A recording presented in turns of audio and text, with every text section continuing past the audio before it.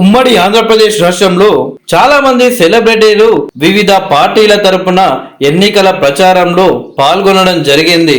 కానీ 2014లో తెలంగాణ రాష్ట్రం ఏర్పాటైన తర్వాత తెలంగాణ రాష్ట్రంలో మాత్రం పెద్దగా సెలబ్రిటీలు ఎన్నికల ప్రచారంలో పాల్గొనలేదు.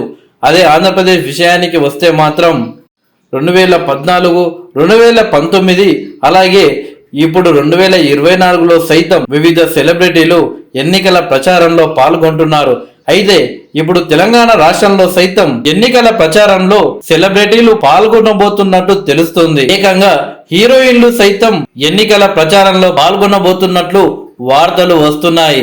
ఇక ఆంధ్రప్రదేశ్ లో అయితే చాలా మంది సెలబ్రిటీలు జనసేన అలాగే తెలుగుదేశం పార్టీ తరపున ఎన్నికల ప్రచారంలో పాల్గొంటుంటే మరికొందరేమో వైఎస్ఆర్సీపీ తరపున ఎన్నికల ప్రచారంలో పాల్గొంటున్నారు.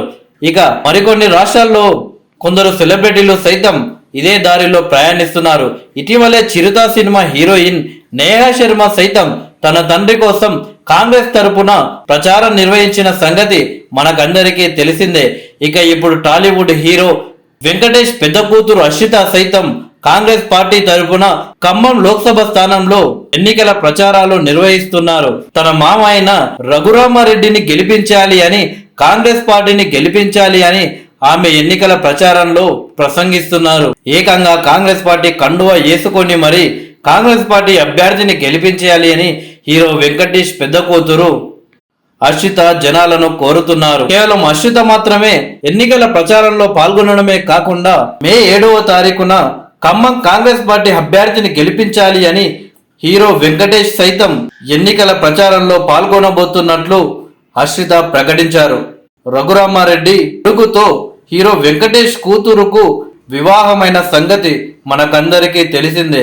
ఒకవైపు తన పెద్ద కూతురు మామ అయిన రఘురామారెడ్డిని గెలిపించడమే లక్ష్యంగా హీరో వెంకటేష్ ఎన్నికల ప్రచారంలో పాల్గొనబోతున్నారు. హీరో వెంకటేష్ మరోవైపు సీఎం రేవంత్ రెడ్డితో హీరో వెంకటేష్ కు మంచి సంబంధాలు ఉన్నాయి. రేవంత్ రెడ్డి గారు ముఖ్యమంత్రిగా బాధ్యతలు తీసుకున్న తర్వాత హీరో వెంకటేష్ మర్యాదపూర్వకంగా సీఎం రేవంత్ రెడ్డిని కలిసిన విషయం మనకందరికీ తెలిసిందే. ఆ తర్వాత ఉప్పల్ స్టేడియంలో సన్ రైజర్స్ హైదరాబాద్ మ్యాచ్ వీక్షించడానికి రేవంత్ రెడ్డి వచ్చిన సందర్భంలో హీరో వెంకటేష్ రేవంత్ రెడ్డి పక్కనే కూర్చొని వివిధ అంశాలపై వీరిద్దరూ చర్చించడం జరిగింది.